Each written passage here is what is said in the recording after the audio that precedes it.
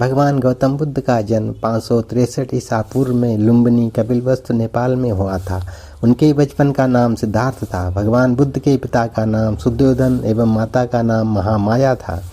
भगवान बुद्ध के जन्म के 7 दिन बाद उनकी माता की मृत्यु हो गई।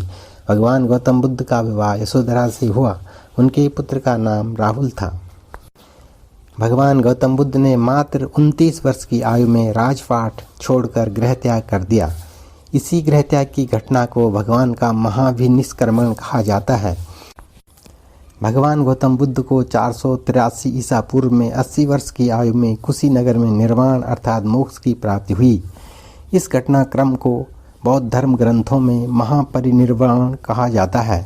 उनकी मृत्यु के बाद उनका शरीर 8 भागों में बांटा गया था और उनसे 8 स्फूर्तों का निर्माण किया गया था। त्रिपिटक बौद्ध धर्म का पवित्र ग्रंथ है। भगवान बुद्ध के उपदेश।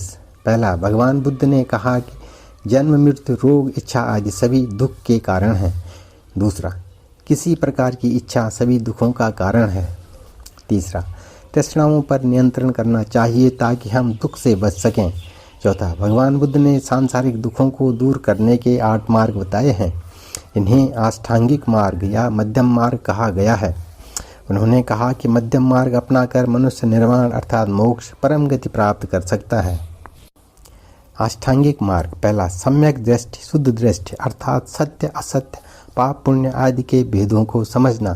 दूसरा, सम्यक संकल्प अर्थात इच्छा और हिंसा के विचारों का त्याग करना। तीसरा, सम्यक वाणी अर्थात सत्य और विनम्र वाणी बोलना।